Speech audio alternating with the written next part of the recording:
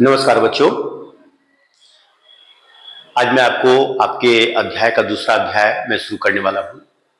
भारत की सांस्कृतिक विरासत, परंपराएं, हस्तकला और ललित कला। तो सबसे पहले भारत की सांस्कृतिक विरासत के बारे में मैंने आपको बहुत पहले इसकी चर्चा किए थे और अब मैं इसके बारे में डिटेल से आपको इसके बारे में बताऊंगा। तो सबसे पहले भारत की सांस्कृतिक विरासत के बारे में मैंने आपको बताया था कि सांस्कृतिक विरासत का अर्थ होता है मैड मैन विरासत, मतलब मैड मैन हेरिटेज, अर्थात मनुष्य ने अपने विरासत से, अपने कौशल से, अपने बौद्धिक बल पर, अपने बौद्धिक चातुर्य के बल पर और अपने योग्यता के बल पर जो वस्तुओं का निर्माण किया, चाहे वह नाट्य के क्षेत्र में हो या फिर नृत्य के क्षेत्र में हो, कला के क्षेत्र में हो, चित्रकारी के क्षेत्र में हो, संगीत के क्षेत्र में हो, या फिर जितने भी हेरिटेज टाइप के हैं, मतलब विरासत जो हमें हमारी विरासत से प्राप्त हुआ है, उनको उन्होंने जो निर्माण किया है उन्हीं को हम सांस्कृतिक विरासत में रखेंगे। अब सांस्कृतिक विरासत को हम दो भागों में देखते हैं। तो सबसे पहले हम देखते हैं सांस्कृतिक विरासत को, एक है जैविक विरासत और दूसरा है भौतिक विरासत। तो भौतिक विरासत उस विरासत को हम मानेंगे जिनमें हम अपनी जमीन को, है ना, जायदाद को, या फिर जो भी हमारी मतलब स्थावर संपत्ति है उसको हम भौतिक विरासत में रखेंगे। और जैविक विरासत में जो हम अपनी अपनी मतलब पेरेंट्स के द्वारा, जो मतलब माता पिता से जो हम प्राप्त करते हैं,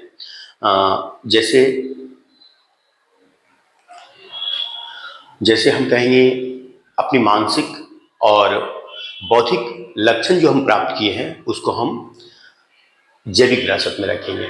तो इस तरह से विरासत को, सांस्कृतिक विरासत को दो भाग में हम बांटेंगे, एक है भौतिक विरासत और दूसरा जैविक विरासत। तो यहाँ पर ये बातें क्लियर हो गई है। अब जो विरासत है, विरासत, सांस्कृतिक विरासत को हम पहले भी आपको भी बता चुके हैं कि मनुष्य ने अपनी जो योग्यता के बल पर, बौद्धिक चातुर्य के बल पर, या फिर अपनी बुद्धि विवेक के द्वारा, कौशल के द्वारा, परिश्रम के द्वारा जो विरासत को आगे बढ़ाया है ना, उसको हम सांस्कृतिक विरासत कहेंगे या मानेंगे। भारत के इतिहास में प्रारंभ से हम देखते हैं कि भारत का इतिहास जो रहा है वह विरासतों में समृद्ध रहा है। इनमें बहुत सारे विरासतों का नाम लिया जा सकता है, जिसे मैंने आपको अभी बोर्ड पे लिख दिए हैं कि मिट्टी का काम का कला है, बुनाई का कला है जिनमें हाथ की बुनाई भी आती है, कढ़ाई और बुनाई की कला है, चर्म उद्योग है, हीरा मोती और मीना कारीगरी है, जड़ी का काम है, आपका ये धातु का काम है, काष्ठ का कला है, जड़ाऊ काम है और अकी का काम है। अभी मैं एक एक करके आपको इसका वर्णन करूंगा। तो ये सारे विरासत के अलावा बहुत सारे विरासत है सांस्कृतिक विरासत में, जिनको हम अगले चैप्टर में फिर आगे आगे हम इसका चर्चा करेंगे। तो सबसे पहले अब इसमें लेंगे इन विरासतों में से सबसे पहले मिट्टी का काम का कला, है ना। तो मिट्टी का काम का कला क्या है? मिट्टी का काम का कला क्या है? अब जब हम विरासत की बात करते हैं तो मिट्टी का काम का कला जो है हमें हमारी विरासत से प्राप्त हुआ है। हमने हड़प्पा सभ्यता को देखे, जो हमारी पूरे विश्व की प्राचीनतम सभ्यताओं में से एक है। इन सभ्यताओं में मिट्टी का काम का कला का वर्णन है और हमारे पास जिसके अवशेष प्राप्त हुए हैं, जो अवशेष प्राप्त हुए हैं, इन अवशेष में मिट्टी का काम का कला हमें दिखता है। तो यह किस रूप में दिखता है अब हम ये देखेंगे। मिट्टी का संबंध मानव जीवन के साथ प्रारंभ से लेकर अंत तक रहा है, ये सब तो हम समझते हैं। अब इनका जो है मिट्टी का संबंध जो मानव के साथ रहा है तो किस रूप में रहा है इसको हम देखेंगे। अब हम थोड़ा सा बैक जाते हैं अपने जीवन में, अपने थोड़ा सा बैक जाकर देखते हैं कि हम हमारे पूर्वज कैसे जीते थे।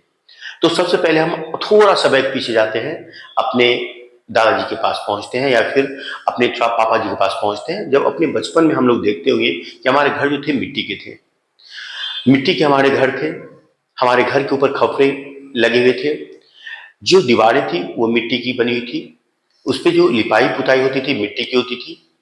उसके बाद घरों में जो बर्तनों मतलब घर में जो बर्तन होते थे, बर्तन जो होते थे वह भी मिट्टी का होता था, जैसे घड़ा पानी पीने के लिए, है ना, कोठार कोठी अनाज रखने के लिए, है ना, दाल रखने के लिए। उसके बाद जो हम दही जो हम दूध का दही बनाते थे वह मिट्टी का बर्तन होता था। उसके बाद जो गिलास होते थे हम लोग पानी पीते थे वह मिट्टी का होता था। तो इस समय भी हमें मिट्टी का बर्तन बहुत सारे देखने के लिए मिले और यह हमें हमारी विरासत से ये हड़प्पा सभ्यता समय भी देखने के लिए मिला है। तो जो मिट्टी का बर्तन हमारे दादाजी उपयोग में लाते थे, अगर आपको लग रहा है कि ऐसा नहीं है तो आप अपने दादाजी से जरा कभी पूछिए इस बारे में बैठ के कि सच में क्या पहले हम लोग मिट्टी के बर्तनों का उपयोग करते थे या फिर मिट्टी के घरों में रहते थे। तो उनसे आपको इसकी चर्चा के रूप में आपको जानकारी मिलेगी। और इसके साथ ही हम इसका प्रारंभ हड़प्पा सभ्यता में भी देखने के लिए मिलता है। उस समय भी बहुत सारे हमारे पास मिट्टी के बर्तन, है ना, मिट्टी के खिलौने, है ना, प्राप्त हुए हैं हमारे पास। तो हड़प्पा सभ्यता से यह सारे मिट्टी के बर्तन मिट्टी के खिलौने प्राप्त हुए हैं। बहुत सारी मूर्तियां प्राप्त हुई है हमारे पास, है ना, जो मिट्टी का बना हुआ है ना। अब मिट्टी के दो तरह के बर्तन प्राप्त हुए हैं। पहला एक कच्ची मिट्टी के बर्तन, मतलब उसको पकाया नहीं गया था, और दूसरे उस प्रकार के मिट्टी के बर्तन प्राप्त हुए हैं जो पके हुए मिले हैं, मतलब आग में पके हुए मिले हैं, जिसको टेराकोटा भी कहा जाता है। तो इस प्रकार के जो मिट्टी के बर्तन हमें हड़प्पा सभ्यता से प्राप्त हुए हैं उनमें बहुत सारे खिलौने प्राप्त हुए हैं, है ना, बहुत सारे जानवरों के चित्र प्राप्त, जानवरों की मूर्तियां प्राप्त हुए हैं, है ना, उनमें घोड़े के, बैल के, हाथी के इत्यादि के प्राप्त हुए हैं। फिर मिट्टी के बर्तन प्राप्त हुए हैं, प्याले, बर्तन, है ना, कटोरा, दूध से दही बनाने के लिए, वो पीने के लिए, फिर घड़ा, कोठार, ये सारे प्राप्त हुए उसमें भी, है ना। और आज भी हम वर्तमान युग में मिट्टी के बर्तनों का उपयोग कहीं कहीं देखने के लिए मिल जाता है। जैसे कि आज भी हम लोग देखते हैं गांव में, मोहल्लों में, गर्मियों के दिनों में अभी भी हम लोग देखते हैं घड़े का उपयोग करते हैं, सुराही का उपयोग करते हैं मिट्टी के रूप में, है ना, मिट्टी के बर्तनों के रूप में। इसके अलावे अभी भी हमें कहीं कहीं चौक चौराहों पर प्याले जो मिट्टी के मिल जाते हैं हमें चाय पीने के लिए, तो आज भी मिट्टी के बर्तनों का उपयोग हमें देखने के लिए मिलता है। इसके अलावा दीपावली में जो बच्चे लोग गांव में खिलौने खेलते हैं, है ना, मिट्टी के खिलौने उन्हें प्राप्त होते हैं, गुड़िया चकिया वगैरह जो खेलते हैं, है ना। तो इस प्रकार आज से बहुत पहले हमारे विरासत जो हमें मिट्टी के बर्तन प्राप्त हुए हैं, मिट्टी का काम, मतलब मिट्टी का उपयोग किया जाता था, है ना। पहले भी विरासत में इसके साक्ष्य प्राप्त हुए हैं और बहुत पहले हमारे दादाजी भी, है ना, हमारे परदादाजी या फिर हमारे घर में यह देखने के लिए मिला है और आज भी हम इसको देख रहे हैं। तो यह हमें हमारे विरासत से प्राप्त हुआ है। तो मिट्टी का काम हमें मिल गया। अब इसमें एक चीज मिला है, मर्तबान। तो मर्तबान को हमने जब देखा तो पाया कि मर्तबान इस तरह के होते थे, है ना, मिट्टी के। और इस तरह के मर्तबान आज भी में देखने के लिए मिलते हैं। आप देखते होंगे कि मार्केटों में चीना मिट्टी के इस तरह के बर्तन प्राप्त हुए होते हैं और ये ढक्कन होता है, इसमें हम लोग अचार रखते हैं या फिर मम्मी लोग हमारे माँ लोग, बहनी लोग इसमें अचार रखते हैं, या फिर इसमें आपको अनाज रखने के लिए भी मिलता है। ये छोटा सा होता है, मतलब 1-1.5 फीट का, है ना। इसको मर्तबान उसमें कहा जाता था, है ना। और ये है एक रकाबी, इसको रकाबी कहते हैं। मतलब आज का जो प्लेट है ना, तस्तरियां या फिर छोटे थालियां हम लोग जो कह सकते हैं, या प्लेट नुमा है, इसको रकाबी कहा जाता था। तो ये दो शब्द हड़प्पा काल से में प्राप्त हुआ है, जिसको हम आपसे चर्चा करके आपको समझा दिए, है ना, चित्र के रूप में भी। अब इसके बाद हमारी सांस्कृतिक विरासत में बुनाई की कला प्राप्त हुआ है। बुनाई की कला क्या था? बुनाई की कला था कि रुई के जो गुनिक होता था, उससे रुई जो निकाला जाता था, निकालने के बाद उसको हम धागे के रूप में उसको बनाते थे, मेढ़ते थे, इसको कहते हैं, धागे रूप में तैयार करते थे, उसको कटाई करते थे और उससे जो कपड़े तैयार होते थे उसको बुनाई कहते थे। तो हम कह सकते हैं कि रुई से, यानी, है ना, जो हम सूती का वस्त्र तैयार करते थे उसको हम बुनाई की कला कह सकते हैं। अब हाथ से बुनाई में बहुत सारे, है ना, मतलब हाथ से बुनाई में बहुत सारे कपड़ों का, कालीनों का, है ना, उपयोग होता था। जैसे कि एक होता था कार्नेलियन, है ना। तो कार्नेलियन क्या होता था? आज जो हम रेशम की साड़ियों में जो देखते हैं कारीगरी जो किया हुआ रहता है रेशम की साड़ियों में आजकल, उसको कार्नेलियन कहा गया है ना। अब होता है उसी में होता है एक कालीन। आज जो हम मतलब उसको कहेंगे हम कालीन, जो बड़े बड़े घरों में या फिर जो आलीशान मकान होते हैं उसमें जो हॉल में जो बिछाया जाता है कालीन, है ना, वह भी हाथ से बनाई जाती थी, है ना। अब इसी में होता है बनारसी साड़ी। बनारसी साड़ी हाथ से बनाए जाते हैं हम लोग, जो बनारस में बहुत सारी साड़ियां बनती हैं उसको बनारसी साड़ी हाथ से बनाया जाता है ना। तो इस प्रकार हाथ से बनाई गई बहुत सारी साड़ियां हमें आज भी प्राप्त होती है, और यह भी हमें बहुत पहले से हमारी हमारी विरासत से हमें मिला है, प्राप्त हुआ है। अब इसके साथ कढ़ाई बुनाई की कला। अब ये कढ़ाई बुनाई की कला क्या थी? तो आज से बहुत पहले मैंने अपनी माँ को, या फिर आप भी अपनी माँ को, बहनों को देखे होंगे, है ना, कढ़ाई बुनाई की कला करते हुए। ये क्या होता था, एक क्रूस होता था, आज भी देखने के लिए गांव में मिल जाता है। अब तो हम लोग मतलब काफी आधुनिकता में आ गए हैं, तो स्वेटर वगैरह खरीद कर पहनते हैं, जैकेट वगैरह, कोट वगैरह आ गया है। लेकिन आज भी हमारी माँ बहनें गाँव में आप देखोगे कि मॉफलर, है ना, हाथ में दस्ताना या फिर टोपी, है ना, या फिर बच्चे के मौजे या फिर बच्चों के स्वेटर वगैरह ठंडे के रूप में, ठंडे में, तो ये हाथ से ही कढ़ाई बुनाई करते थे या फिर, है ना, बुनाई करते थे। और इसके अलावा साड़ियों में भी इसकी मतलब साड़ियों में भी बुनाई का काम होता है। इसके अलावा कढ़ाई का काम हम जैसे अपनी माँ बहनों को देखते हैं गांव में कि पहले भी वो जब बैठे हुए रहते थे, अब तो काफी विकास कर गया है, लेकिन पहले जब बैठे रहते थे तो हम देखते थे कि उनको तकिया में मतलब पिलो का कवर जो होता था उसमें हम देखते थे, है ना, अपनी बहनें लोग को कि कढ़ाई करते हुए उसमें कुछ कुछ मतलब एक अक्षर में जैसे स्वागतम इस तरह लिखता था, कढ़ाई करके क्रूज से, है ना, लिखती थी। और ये सारे हमें पहले से हमारी विरासत में हमें प्राप्त हुआ है और आज भी हम इसको देखते हैं। और चूंकि हम लोग सूरत में बहुत सारी साड़ियों पर कढ़ाई बुनाई भी करते हुए देखते हैं, तो यह हमें हमारी विरासत से प्राप्त हुआ है, जो कल भी थी और आज भी है और आगे भी यह जारी रहेगा। ये हमारी संस्कृति से हमें प्राप्त हुआ है ना, सांस्कृतिक विरासत से हमें प्राप्त हुआ है। अब इसके अलावा है चर्म उद्योग। चर्म उद्योग के बारे में, जब हमारे बहुत सारे जानवरों का जब वो मतलब मारे जाते हैं या फिर उनकी मृत्यु हो जाती है, तो उनसे जो चमड़ा हमें प्राप्त होते हैं उनसे बहुत प्रकार के पहले भी और अब भी उनके बहुत सारे वस्तु का निर्माण किया जाता है। जैसे जूता हो गया, जूती हो गया, सैंडल हो गया, या फिर बेल्ट हो गया, लेडीज पर्स हो गया, जेंट्स पर्स हो गया, बैग हो गया, जैकेट हो गया इवेन। और इसके अलावा घोड़े का जो मतलब घोड़े के लिए जो मतलब चाबुक वगैरह हो गया, या फिर उसको चलाने के लिए जो मुंह में बनाए जाते हैं, है ना। फिर ऊंट के लिए जो निर्माण, ऊंट को चलाने के लिए जो बनाए जाते हैं। इसके अलावा पहले ढाल के रूप में भी उसका उपयोग होता था, बैग के रूप में भी इसका उपयोग होता था। फिर आप जो लोहार वगैरह, इसको जो आग को मतलब लोहे को गर्म करने के लिए उसको क्या कहते हैं, उसका एक लेदर का बना होता है जिससे हवा उसमें देकर उसको, उसका एक नाम है जो मेरे दिमाग से निकल चुका है। तो उसका चमड़े से ही इसका उपयोग होता था, चमड़े से ही इसका निर्माण किया जाता था, है ना।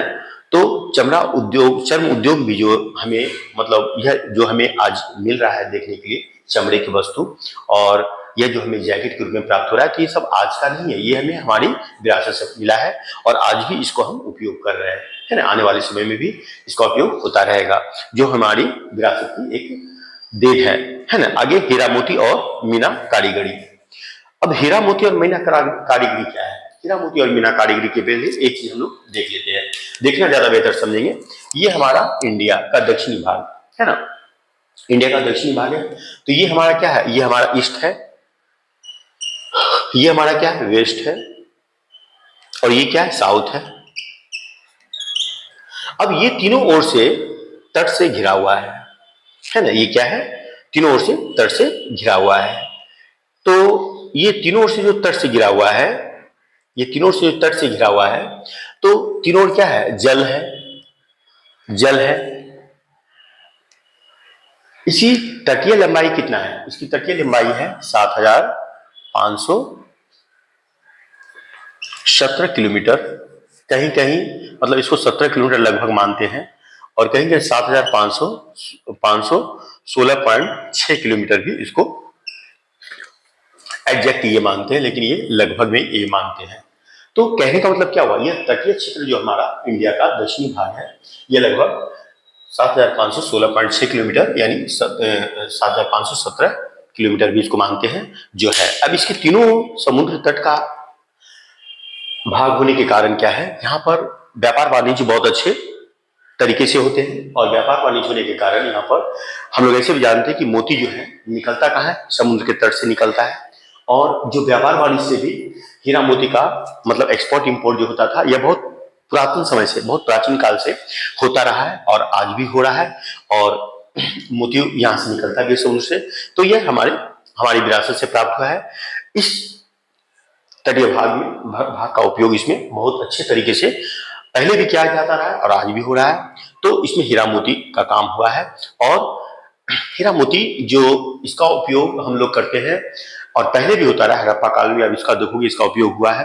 मतलब पहले भी इसके अलावे लोग जो हैं, मतलब हमारे देश के जो नवाब थे, राजा थे या फिर सम्राट थे, आप देखोगे हीरा मोती का उपयोग हुआ उनके लिए, मतलब एक शान शौकत की बात थी, वो करते थे और इसका उपयोग में लाते थे। तो वो इन्हें जैसे अपने मुकुट में इसका उपयोग करते थे, है ना, इनके गले में जो मालाएं होती थी उनमें हीरा मोती का उपयोग करता था, है ना, बाजूबंद के रूप में इसका उपयोग करता था। उनकी जो महारानियां होती थी, राजकुमारियां होती थी, राजकुमार जो होते थे वे लोग इनका उपयोग करते थे।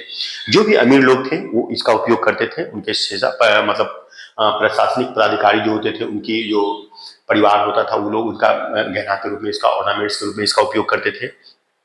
इसके अलावा हम देखते हैं कि जहांगीर का एक मयूर सिंहासन था, आपको पता होगा, इतिहास अगर आप पढ़े तो, नहीं पढ़े तो आज जान लीजिए कि जहांगीर का एक मयूर सिंहासन था जो हीरा मोतियों से जड़ा हुआ था, है ना। तो कहने का मतलब ये हुआ कि हीरा मोती का उपयोग हड़प्पा काल में हुआ था और यह आगे बढ़ता हुआ फिर मुगल काल में देखने को मिलता है। और आज भी हमारे जो माँ बहनें हैं वह इसका ऑर्नामेंट्स के रूप में, आभूषण के रूप में इसका उपयोग करते हैं और ला रहे हैं, है ना। अब इसके अलावा मीना कारीगरी, मीना कारीगरी होता है, एक मीना क्या होता है, एक प्रकार का पत्थर होता है जो चमकीला होता है। इसके कारीगरी भी हमें हमारे विरासत से प्राप्त हुआ है और पहले भी लोग इसका कारीगरी मतलब करते थे, कारीगर थे हमारे देश में और आज भी इनका कारीगर है जो बहुत अच्छे से इसका उपयोग करके और हम लोग इसको आभूषण के रूप में इसका प्रयोग में, अपने उपयोग में लाते हैं। तो यह हो गया यह। अब है जड़ी का काम। जड़ी का काम क्या था? जड़ी का काम आज भी सूरत में बहुत धड़ल्ले से, अहमदाबाद में, मुंबई में इसका काम होता है। जैसे इसका सबसे अच्छा उपयोग आपको देखने के लिए मिल जाएगा सूरत में कि साड़ी में जो सोने के या फिर चांदी का जो एक धागा नुमा बनाया जाता है, उससे जो है साड़ियों में, मतलब उसमें जो लगाया जाता है मोती वगैरह, है ना, तो जड़ी का काम उसी को कहते हैं। अब जैसे आपको याद होगा भी कि कुछ दिन पहले, बहुत दिन पहले, मतलब इधर अमिताभ बच्चन के, उनका जो लड़का था अभिषेक बच्चन, उनका जो शादी हुआ था, तो अभी ऐश्वर्या राय बच्चन, है ना, जो साड़ियाँ पहनी थी उसमें जड़ी का काम किया गया था। अभी हाल फिलहाल में मुकेश अंबानी के लड़के के जो शादी हुए थे, फिर उनकी लड़की का भी शादी जो हुआ था, उनमें जड़ी का काम किया गया था, मतलब सोने चांदी के, है ना, जो उनके धागा नुमा करके जो काम हुआ था उसको जड़ी का काम कहते हैं। तो इसको जड़ी का काम भी हो गया।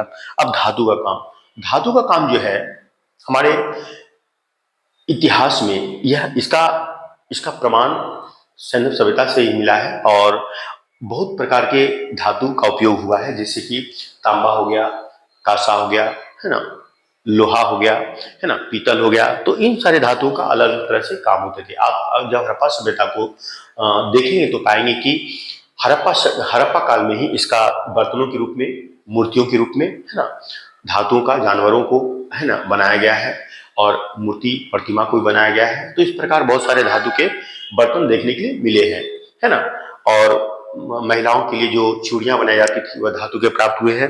और इसमें लोहा का जो उपयोग होता था उस समय भी, तो हथियार के रूप में इसका उपयोग होता था और आज भी धातु का जो उपयोग हो रहा है वह हथियार के रूप में हो रहा है। आज भी हमको धातु का उपयोग देखने के मिल रहा है कि हम अन्य धातुओं का उपयोग अन्य तरीके से कर रहे हैं। जैसे कि आज भी हम देखो पंखों में वायर का उपयोग, वायर में इसका उपयोग ला रहे हैं, रेडियो में, टीवी में, इवन मोबाइल में इसका उपयोग ला रहे हैं।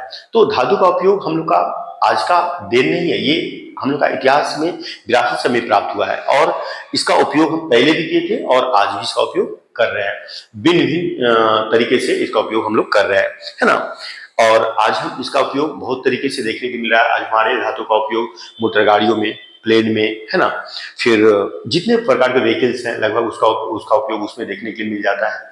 इसके अलावा हथियारों में इसका उपयोग देखने के लिए मिल जाता है ना। और बहुत सारे मशीनरी कारखानों में सामानों के रूप में इसका उपयोग देखने के लिए मिल जाता है। तो ये इसका इसका मतलब धातु का काम जो हुआ है ये भी बहुत विरासत से हमें प्राप्त हुआ है, और आज भी इसको हम अपने प्रयोग के रूप में ले रहे हैं, और इसका आगे भी इसका काम इसका प्रयोग के रूप में लाए जाएंगे। तो इसके अलावा है और है काष्ठ का कला। काष्ठ का कला क्या है?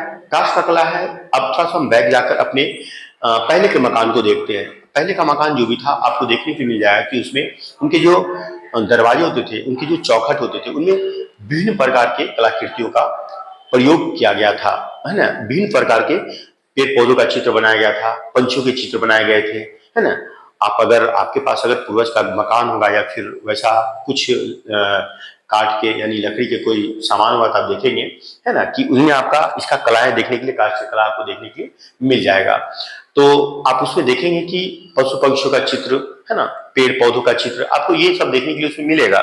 और ये पहले से होता रहा है और आज भी देखने के लिए मिलेगा। आज भी आप देखेंगे कि आपके घरों में जो सोफा है, पलंग है, टेबल है ना, डाइनिंग टेबल है, डेस्क है वगैरह, उसमें आपको देखने के लिए उसमें कलाएं देखने के लिए आपको मिल जाएगा, जो हमें हमारी विरासत से प्राप्त हुआ था। आज मंदिर जो घर में छोटे छोटे लकड़ियों के मंदिर रखते हैं हम लोग पूजा पाठ के लिए, उसमें प्रतिमाएं रखते हैं, उसमें भी आपको कलाकृतियां देखने के लिए मिलेगा काठ में।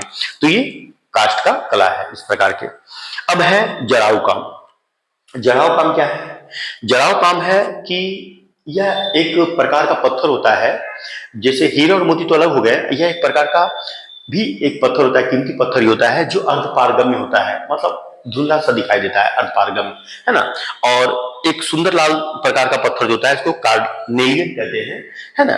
और इसके अलावा एक कैल्सिडोनिक पत्थर होता है, इसको जो सिलिका मिश्रित होता है, सिलिका युक्त होता है, नीले या सफेद रंग के पत्थर होते हैं, उसको कैल्सिडोनिक पत्थर कहते हैं। तो यह जो होता है यह सिलिका युक्त होता है, सिलिका बालू युक्त, उसमें आपको उस पत्थर में आपको बालू देखने के लिए मिलेंगे, है ना, उसके कण देखने के लिए मिलेंगे। तो आज हम लोग इसका उपयोग मतलब अंगूठियों में, है ना, फिर गले का हार में इसका उपयोग लाते हैं यानी करते हैं, ठीक ना। तो इस प्रकार के जड़ा हुआ काम भी जो पहले से चलता आ रहा था आज भी आपको और हम लोग को देखने के लिए मिलता है। अब आगे है अकीक का काम। अकीक का काम, अकीक का काम जो है यह जड़ाऊ का काम में ही, जैसे जो जड़ाऊ का काम था यह भी पत्थरों का काम था, उसी में अकीक का काम है। अकीक का काम में ही ये पत्थर सारे उपयोग में लाए जाते हैं, जो मैंने आपको बताया, कार्नेलियन का या कैल्सिडोनिक का, है ना। तो इस प्रकार भारत की सांस्कृतिक विरासत में जो हमने आज आपको बताया है ना, कि हमारी परंपराएं से हमको क्या प्राप्त हुआ है और इसमें हमारी हस्तकला का क्या योगदान रहा है, ये आपको मैंने समझाने का पूरी तरह से प्रयास किया है। मुझे आशा है कि आपको ये बात समझ में आ गई होगी। तो आज हम आपको ये सारी चीजें आपको आपके सामने मैंने इसकी चर्चा की है ना, वर्णन किया है इसका। और इसके बाद ये आपका आज पहला चैप्टर के रूप में मैं आपको ये बता दिया हूँ। अब आगे एक दो चैप्टर में, एक दो पार्ट है मतलब में और भाग में आपको इसको मैं वर्णन करके इस चैप्टर को मैं आपको जल्द से जल्द समाप्त करने का प्रयास करूंगा। तो आशा है कि आपको ये वीडियो पसंद आएगा और आप जो है अच्छी तरह से इसको देखिए, समझिए, और अगर कोई आपको दिक्कत हो तो फिर लाइक्स, है ना, मतलब कमेंट कीजिए। और अगर अच्छा लगता है तो जल्दी से अपने दोस्तों को भी जल्दी ज़्यादा से ज़्यादा दोस्तों को शेयर कीजिए, ताकि आपके दोस्तों को भी इसका लाभ पहुंचे और वो भी अच्छी तरह से इनकी तैयारियां कर सके और अच्छे मार्क्स ला पाए, है ना। और बेल आइकन दबाइए ताकि जल्द से जल्द मेरा आपका वीडियो मेरा आपके पास पहुंच सके और आप इसका लाभ उठाएं, ठीक ना। धन्यवाद।